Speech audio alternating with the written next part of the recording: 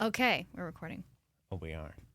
Hello. Hello, how are you? I'm doing well. How are you? Shut up. Shut up. Keep going.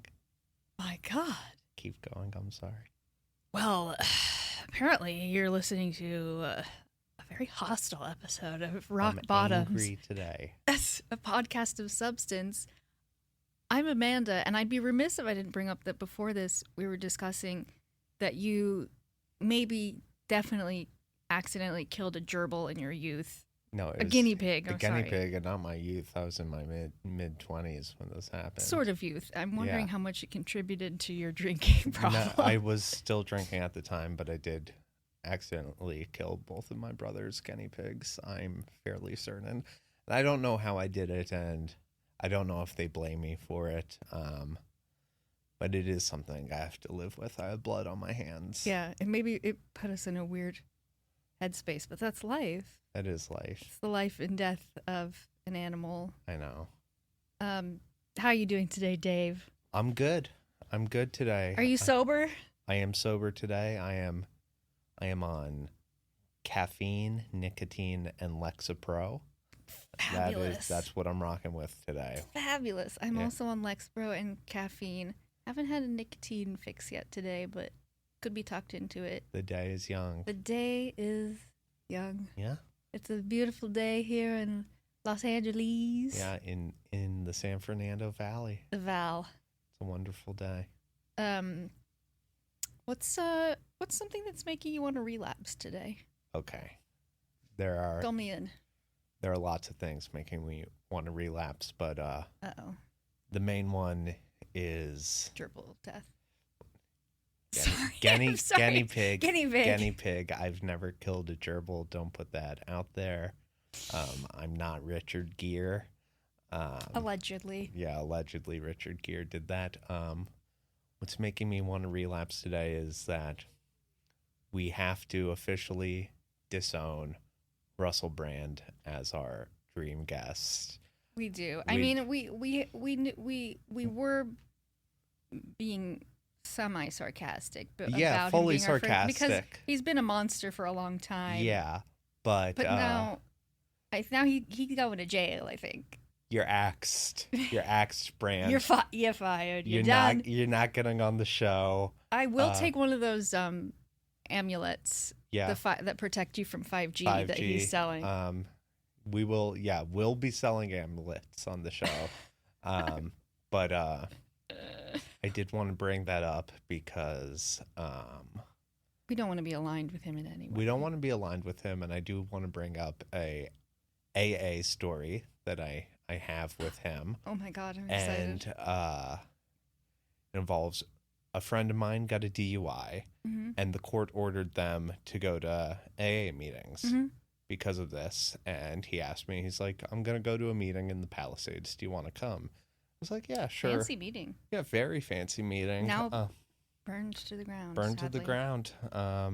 So they can drink. It's okay. I decided to go. We went.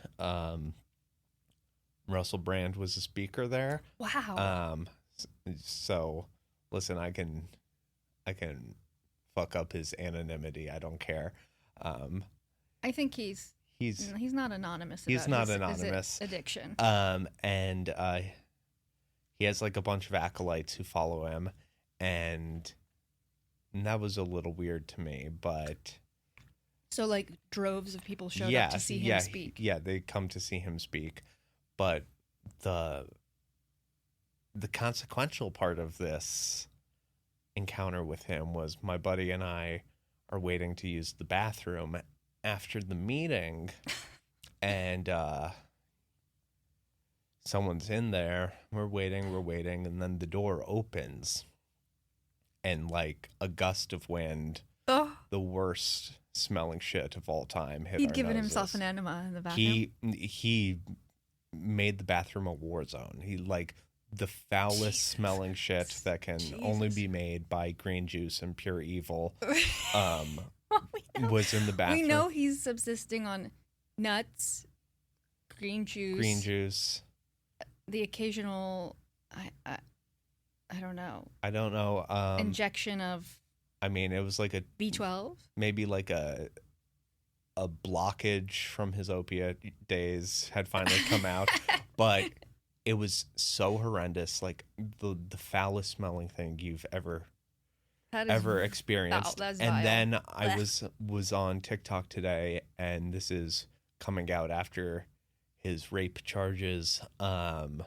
This comedian Jen Kirkman posted. Oh, I like Jen. Yeah, she's funny. Very funny. And she posted a story talking about how she was doing a show at the Largo and she was waiting to use the bathroom, and eventually the door opens and Russell Brand comes out and just stares at her, doesn't say anything, and walks away.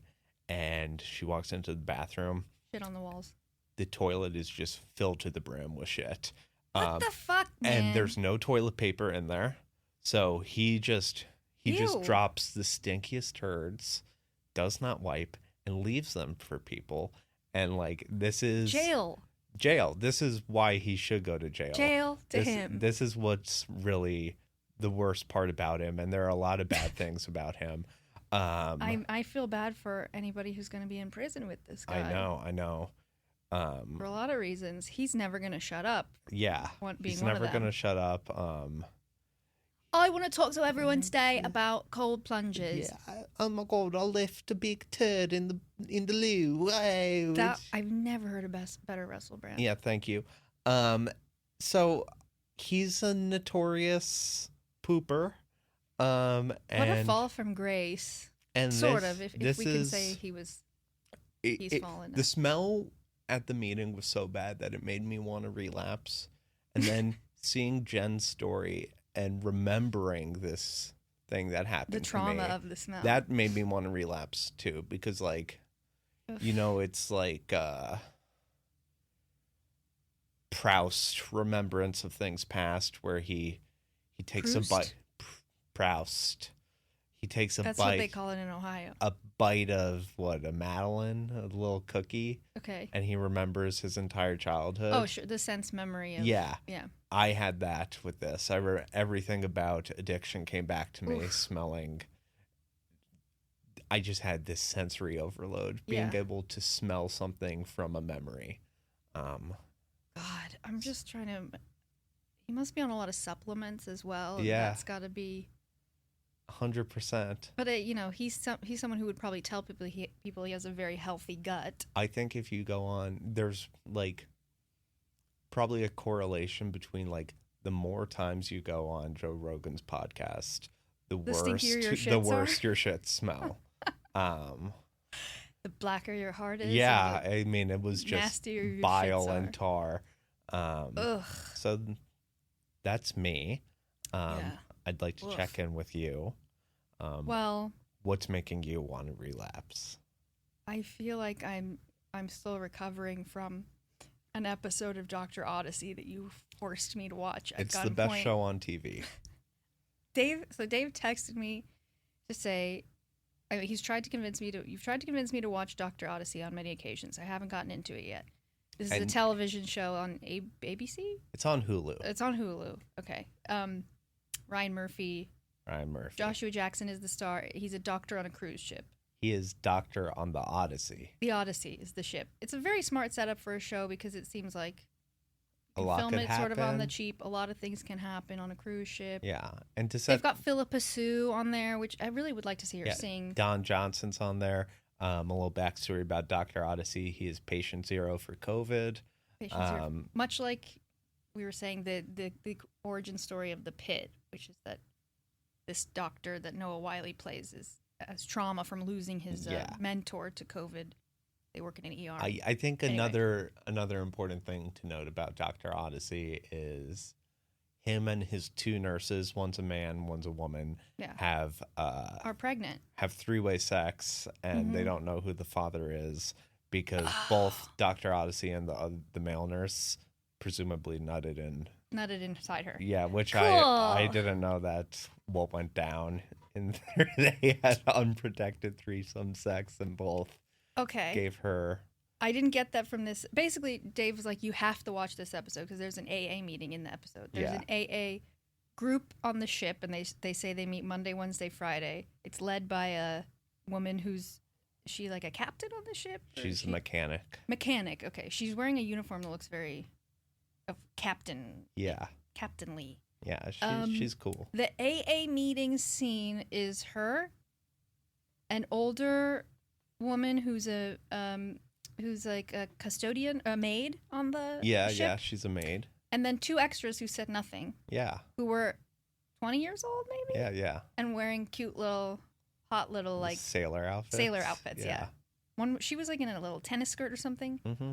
And it was the drippiest, corniest thing I've seen in a long time. It's really good. It's a good show. And they had that meeting because spring break was coming up on the cruise. Right. They were like, we know this could be a really triggering time because people are going to be getting fucked up. You want to drink. You want to drink with the co-eds. Yeah. And the elderly woman was like, this week is always so hard. Which one of the nurses, the male nurse, does do. And then they acknowledge that he has a problem. And he says, I can stop drinking anytime. Yeah. A classic line. It is a classic. And then he does, and he starts to have withdrawals, but has to keep doing his nurse duties. I didn't get that far because the stuff I saw made me want to not just relapse, but like jump off a tall building. Well, you missed the part. Well, a big part of that episode that I really wanted you to see was one of the passengers on the cruise can't stop coming in his pants. Oh, and I did see that. That was in the cold open. Yeah. He had an orgasm just from looking at a beautiful woman in a Paris jacuzzi. Jackson. Yeah. And then they all, is that who that was? Yeah. Okay. And then they all jump out of the jacuzzi like, ew. Yeah. It's like if you sit in a jacuzzi, you have to be comfortable with the fact that there's going to be jizz nuts in it. Yeah. Yeah, at all times. Around. On a cruise ship? On spring break? When Joshua Jackson's aboard. Yeah. I mean, what a career. That was tough for me. I might watch more of the show. Who knows? I don't know that I've ever seen an AA meeting portrayed very well in media. Yeah. There was that show was it called Midnight Mass? Where there was, I think, a lot of stuff took place in and around AA meetings. But I know it. And some of that felt somewhat authentic, but not really. It's usually like, tell me you've never been to an AA meeting without telling me you've never been to an AA meeting. Do you have a favorite fictionalized addict? A character who like... Ooh, House. Dr. House. Okay. House is great. The first one that comes to mind, so we'll say he's the favorite. I love... Vicodin addict. Yeah, I love Christopher on The Sopranos as an addict. Christopher. And for me... Really beautiful portrayal of addiction. Yeah. And... I mean, and so painful and horrifying to watch. When he goes to rehab on that show, he starts eating a bunch of candy.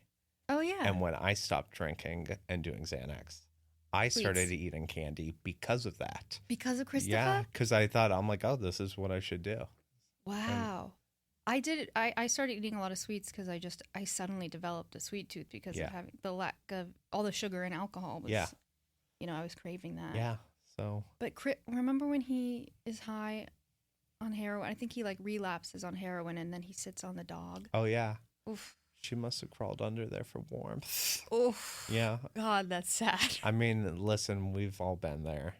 Yeah. Well, you with the gerbil. I sat on it and I crushed it and his eyes popped out. What you want is for it to go up inside, not. I know. Dr. House, I think Hugh Laurie is such a phenomenal actor. But the portrayal of an addict really creating a clusterfuck for the people around him who care about him. Yeah. Was portrayed brilliantly. And it's really hard for that to go on for 6 or 7 seasons. It never reached a point where you're like rolling your eyes about it because it felt like, no, this is addict behavior.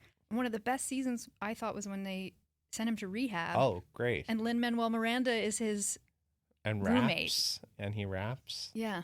And I was like, that guy, who is that guy? He is a star. Yeah. They shot that at a mental hospital, in New Jersey, right? In New Jersey, and I went to it. You went there? Not as a patient. Ooh, it's been closed down for a while, but I went to check it out. It's really cool. Can you go inside? Nah. No, Sounds spooky as no, hell. it's a really, really cool building. I think we should bring back mental hospitals, Big time. which were shut down by Ronald Reagan, who. There's still Bellevue still exists, I think, in New York. But is that fancy? I don't think so. Okay. It's where on every episode of Law and Order they're like, you're going to Bellevue if you're yeah. crazy. Okay, Like, hell yeah. I think it's a.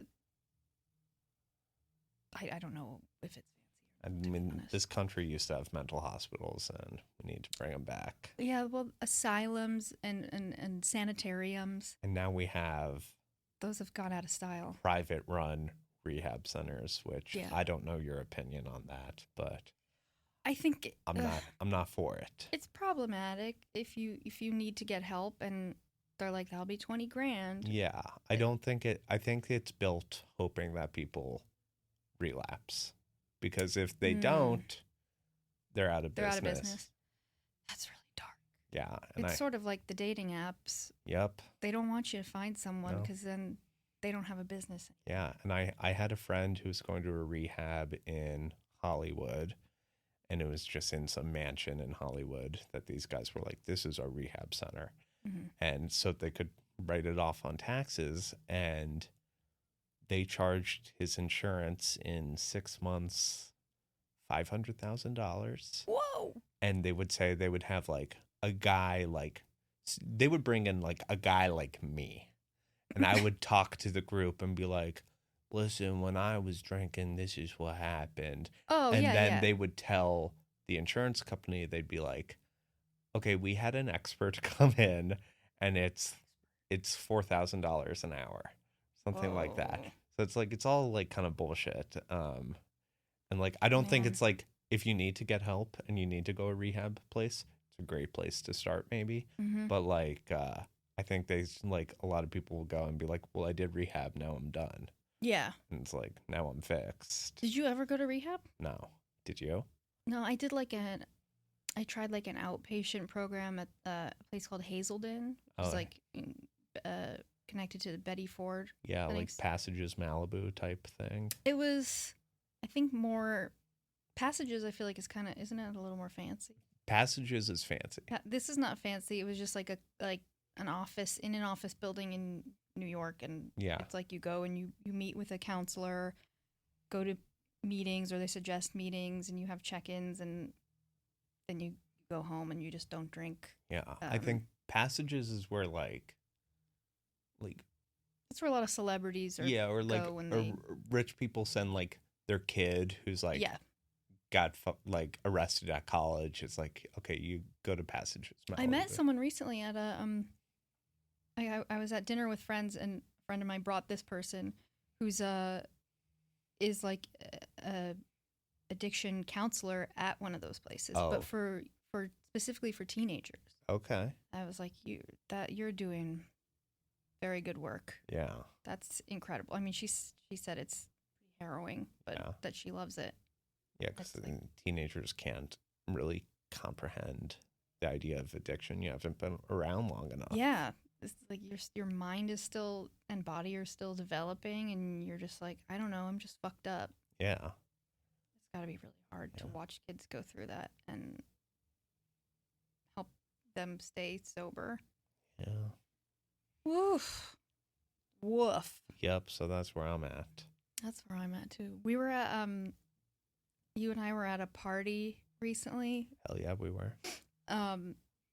where I think you're a lot more tolerant of people that are really drunk than Oh, I yeah, am, I yeah. think. I was sitting right next to her. I hope Well, like she's- you could be talking about multiple people, Yeah. but it was funny that we were sitting at an end of a table where it was like a few of us who know each other and some of us who don't, and this person suggested like, let's play a game. Yeah. And I like games because then it eliminates the need for small talk, and we can all play a game. And I like Yeah. words. And if you're not drinking, you are presumably going to be better at the game. That's true. That's where it starts to get frustrating Yeah. especially when the person who suggests we play the game Doesn't suddenly understand reaches the a point rules. where they're so inebriated that they're having a hard time playing the game. Yeah. And it was a word game, and that became frustrating for me. But I noticed you were very patient, and don't don't seem to take issue with somebody that's been like, I just want to ask you a question about the game. Well, she kept asking me, like she would like lean over and be like, "Where were you raised?" While we were playing the game? Yeah, and then I would tell her, I'd be like, "Oh, I was raised in the Washington D.C. area." And then like a minute later, she'd tap my shoulder and go, "Where were you raised?" I'm thinking, God. Three sheets to the wind. I could probably fleece this lady out of some money right now if I wanted to. Yeah. You could. I'd could be have like, taken her whole business out from under her. Let me do a magic trick with your credit card. Just take pictures of it. Where were you raised? Yeah. While you do some yeah, sleight of I could hand. have done that, but I didn't because I respect people. I want to say I do too, but I think I have a hard time when somebody is really drunk and maybe trying to have a conversation with me. I start to feel like, I don't know what I'm getting out of this. I don't know how to communicate with you, so I'm going to remove myself from this situation. I get that when it's like, if you're like out with friends and people have been drinking, and it's like people trying to figure out what to do next. Like, where are we going? Or like logistics. When drunk people are trying to figure out logistics, oh God, that's when I'm like, when I kind of am like, okay, I'm gonna drive myself, or I'm gonna do my own thing. I'll meet you all there. Yeah. And I had this where I went to a wedding in Cincinnati, and it's the Friday before the wedding, we went out to a bar, and people got really fucked up, and then we're like, okay, let's go to the casino now. And I go to the casino with a group of like 8 to 10 people, and the Uber I had took definitely had the drunkest people in it. And I walk in. It's a casino in Cincinnati, so they check your ID to get in. It's not like Vegas where you can just walk in. And I get through, and then the two people behind me are so fucked up that they get told, you can't come in here. You can't come in. Yeah, like too drunk to get into the casino, and that's pretty drunk. And they started arguing. They're like, you won't even know how to spend your money. They started arguing with them. Like, there's like a police officer involved, and they're telling the police officer we're not that drunk. I'm like, yikes. You can't argue your way into being sober enough. Like, if they say it, you've just lost. Yeah. Like, you got to go. And like, there was this whole scene, and all these people being like, what should we do now? What should we do now? I was like, fuck this. So I went to the smoking section of the casino, and I sat by myself, and I gambled for the night, and I had a great time. But it was just like one of those things where it's like, I can't tolerate being around drunk people right now, even if they are friends. Yeah. Because it's like, I'm getting annoyed. Yeah. I wonder if it's... I ended up winning $1,200. Okay. Yeah. Yeah. Well done. Thank you. That sounds really fun. Yeah, it was great. I have been wanting to go to a casino, or even go to like a Dave & Buster's, because I was thinking like just playing like arcade games brings me a lot of joy. Yeah. Just playing any kind of games there, and there's that like instant gratification of like getting points or tickets tickets at the casino, money, but at the casino you're more likely to lose money. Not me. I have a system. Really? Yeah. Rain Man? Yeah, I am like Rain Man. You can be Tom Cruise. Yeah. One of his greatest performances. Yeah. I stand by the fact that I feel like I'm tempted to look into cameras while I say this. Dustin Hoffman would not have won that Oscar if Tom Cruise hadn't played that role opposite him. No chance. He like said it. He would have just been like the little autistic guy. Like, playing opposite nobody. Yeah. A really, really good film. No, I'd love to go to the casino. I'm itching to go. I'm itching to go too. And I don't know what it is. I do think it's... I haven't been as a sober person. I have, and it is part of my like addictive personality is that that's the thing. I like to gamble. What do you play? I play roulette. Ooh. Exclusively. And I bet. That's all chance. Well, I guess there's some I have a skill. system. I bet on the red numbers, and I split them. And I love poker, and I just know that I would lose money. Yeah. Although I'm less likely to lose money if I'm not drinking, I think. Oh, my shoes are untied. That is so dangerous. Embarrassing. No, I think... Like, I would start with, like, having a drink, and then I'd play some poker, and I'd be up, in the chips, and then as I get drunker, the chips start to disappear. Yeah. 'Cause the skills start to go. But I kind of just want to play like slot machines. Yeah, I don't get how they work. When I was drinking and I would go to the casino, I never had money because I Mhm. didn't have my shit together when I Mhm. was a drunk. But now I got some walking around change. I mean, as you can Ah. tell by the fancy By shirt, I thought the you were going to say the fat pockets, the fancy watch, I got it going on. fancy untied shoes. iPhone 16, and Whoa. now that I don't drink, it's like my sobriety app tells me you've saved this much money. This much money. This Mhm. much money, and it's high. Mine is too. I It's looked at high. it recently. And like I tried to factor things in there like you factor in Ubers, food, Yeah. drinking. I factored in ambulances. Wow. Because that's like it would happen like It's like $1,000. Right? at least once a year, and it was like $2,000. And so I feel more comfortable with being like, it's almost like found money at this point. Now Yeah. that I've eliminated, drinking is very expensive. Doing drugs is very expensive. And it's like, Not if you're making meth in your house. no, but then you're actually making money. You could be, yeah. Yeah, and I support that. I support all young That's one thing I feel hustlers. like I missed. I was never cooking my own stuff No, and putting it out in the world. No, I've Walter thought- White style. well, I mean, I was thinking about this today because there are new tariffs on aluminum, God, there's a tariff. There's tariffs on bananas. and there's going to be a 20% tariff on aluminum.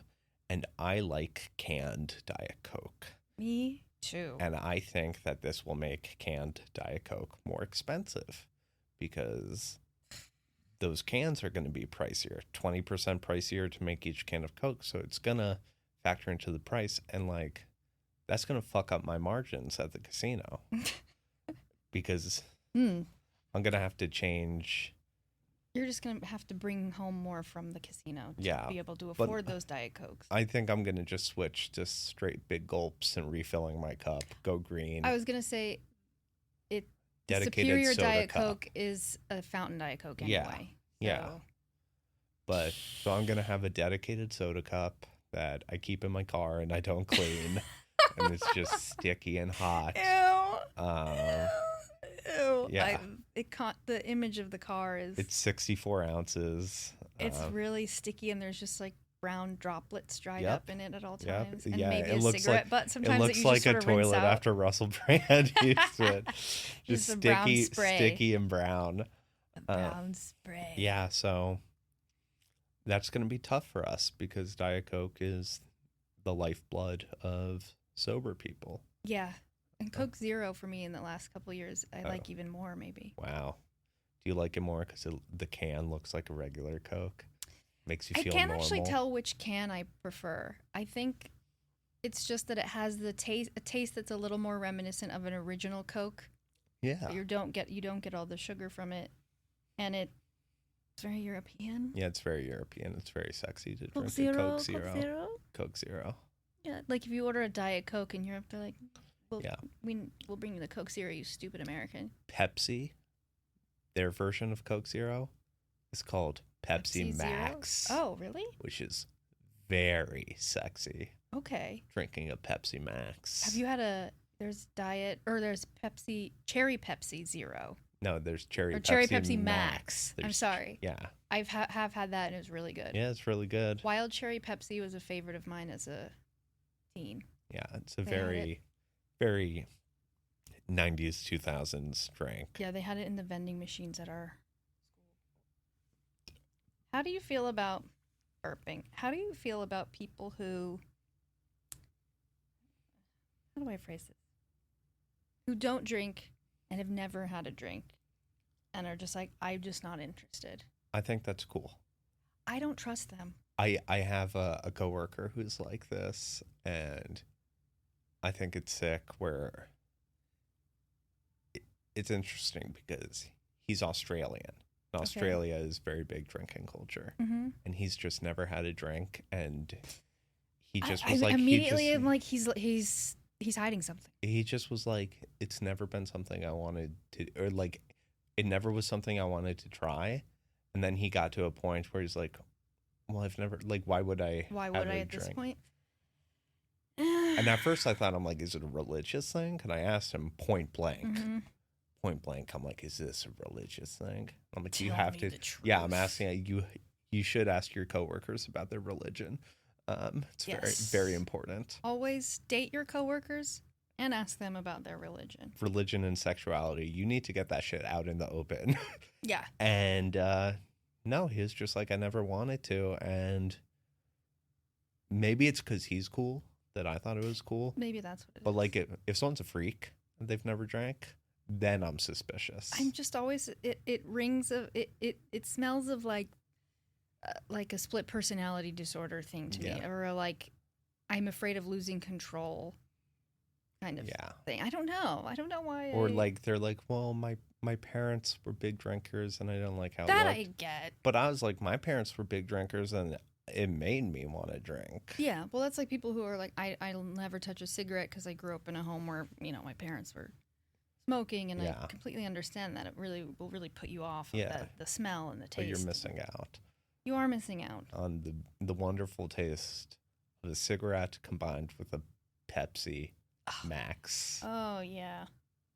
I think that, we were talking about how there's the ritual of like opening a nice bottle of wine. Yeah, What if you could just have like a cellar full of like vintage sodas that'd be nice. I mean, you don't get that that. you There's, open for special occasions? I know we've both been to parties where it's like, I'm tempted to bring a 2-liter. Yeah. And like, but I know the So host. and you go around like, who wants to I know who the wants a host of the taste party is not going to want to see a 2-liter floating around their dinner party. You could and- maybe hide it in a little something. Bring it decant it into something. Decanted. I mean, I don't think I should have to do that, but like there's a stigma around a big jug of soda. Yeah, it looks like it goes with a Domino's pizza box. Yeah, And which I'm also bringing on a Friday night when the boys are having a sleepover. Yeah, it's sleepover food. Yeah. And I think, but like you bring a bottle of wine, it's like, oh, we'll put it on the table. Put it on. Well, yeah. We'll You'll put, chill it, or Yeah. we'll open it yeah, if you and want to drink it. that's bogus. It is. It's unfair to us. We should try it out. Bring a 2-liter and go around and go, does anyone want to taste Yeah. this 2025 Pepsi Max? Yeah, I mean, like, I think what we need to do is, if you're gonna bring a 2-liter of soda, like, if you bring a bottle of wine to a party, like a dinner party, it has to be over a certain price. Yeah. Like, to make it like worth, like, you're serving me Something- food. I say the rule is like it's something you would want someone to get for you. Maybe, Yeah, so that if you you're buy for doing a yourself. 2-liter, it should be autographed by a celebrity to make it worth more. Wow. Yeah, so you could. I like that. Yep, I'm showing up to the dinner party with the 2-liter of Coke, autographed by Shohei Ohtani, and I'm pouring that for everyone. And What would be, you could just have anybody sign it. you could have anybody sign it. There was a period of time where my brother and sister and I were doing this thing. I think we thought it was funny, and it is kind of funny, where we were just signing things in my mom's kitchen. Just like fake. Just like a pepper shaker, just With putting a signature on celebrity. it. So she would go around the house going like, wait, should I not throw this away? Who signed this pepper shaker? Or like a yeah. box of Orville Redenbacher popcorn. Signed by Orville There was a Redenbach. thing that just said like, hey, great to meet you. Thanks for your support. And then there was a signature on it. And my mom was cleaning out her house, and I found that empty Orville Redenbacher popcorn box and was like, Mom, you can just throw this away. It's empty. And she was like, it has a signature on it. Yeah. I was like, no, we were just playing with a Sharpie one night and signed a bunch of shit. Yeah. I recently got a text message from a girl I dated in high school. She's cleaning out her childhood bedroom, and she found a letter I sent her the summer going into college after senior year. And it was a photo of myself Oh. that I autographed Oh. with a note on it that said, this will be worth a lot after I kill Bono. Whoa! And I was thinking, I'm like, That's really funny and dark. That's a cool move. So Was that supposed to be romantic? no, I think it was just my personality shining through. I was like, straight up, that will be worth something someday. Yeah, And you I never know. still have time to get him. You never know. Yeah. I think I'm all Signed O'Duels. Signed O'Duels by Bono. What? Why kill Bono? I think I was just sick of him. Okay. This was 2011. I think like we're a few years away from them putting all that album on everyone's iPhone. I forgot about that. He was just kind of an invasive species at that time. Yeah. He's kind of gone away right now, but like this was I heard about Bono. No, he was like in Africa all the time, like just saving lives. dancing for people.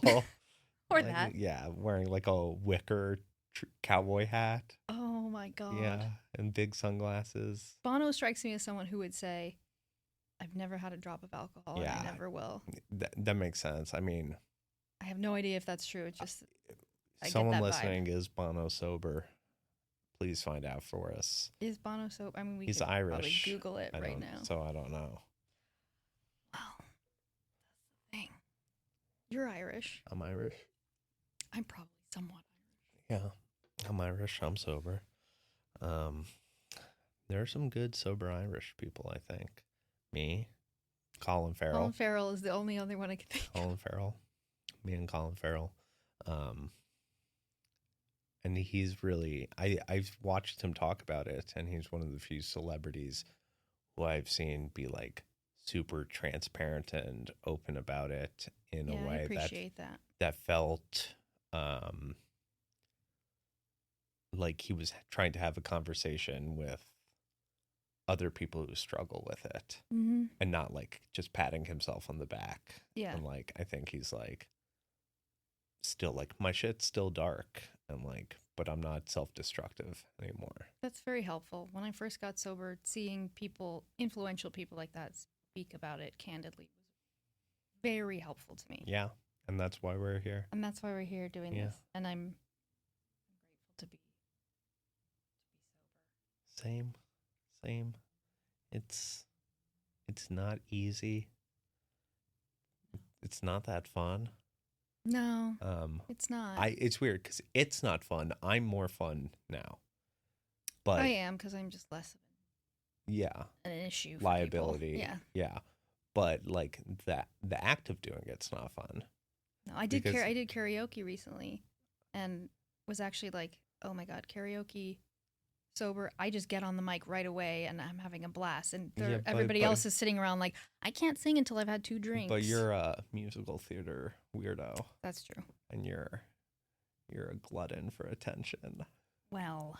And you want to flex your pipes. What song did you sing? Well, I sang several things. I sang an Alanis Morissette song. I sang some ABBA. I sang some Billy Joel. I sang Lust for Life by Iggy Pop, which I mentioned earlier. All the lyrics are very much about addiction. Yeah. We sang, and we sang. Wow, that sounds nice. And it was nice to do that without being inebriated. Yeah, I don't like karaoke drunk or sober. Okay. It just isn't for me. I don't like watching people do that to themselves. It can be uncomfortable. Yeah. Unless it's like a cool Asian guy who wears sunglasses inside. Like, I'm thinking like Koreatown karaoke bars. Like the regulars there are like a Korean guy wearing sunglasses and a leather jacket who's just like not getting up from his chair, holding the mic casually. Does he have a good voice? Doesn't matter. Okay. Doesn't matter. He's just like, that's his thing. Like stepping out to smoke a pack of cigarettes and then go in and do it again. And then coming back in. Like that, I think it's cool because it's like, I feel like Korea and Japan culturally have like strong roots to karaoke. Yeah. But like then like I don't want to see and white people ruin it like everything else. Like a MFA group come in together and be like, we're going to belt out show tunes. I don't want to see that either. And Yeah. some of those people are my friends. Yeah, I know. I've been to the Darren Chris bar, Tramp Stamp Grannies before. And Oh, is that the piano bar? Piano I've bar. been to that place. And I can't do it. Well, you gave it a try. I did. I can't be around those people. I'm sorry. And we gave this a try, and I think that's our time. Okay. Thank you. Thank you for talking to me today, Dave. Bye. Thank you. Stay safe, everyone, and stay sober, and follow us on @RockBottomsPod on Instagram. Yeah, follow us on Instagram, and please. Please send any questions or concerns or comments our way. Yeah, please do it. Okay. Be safe, Okay. Earthlings. Thanks. Rock on.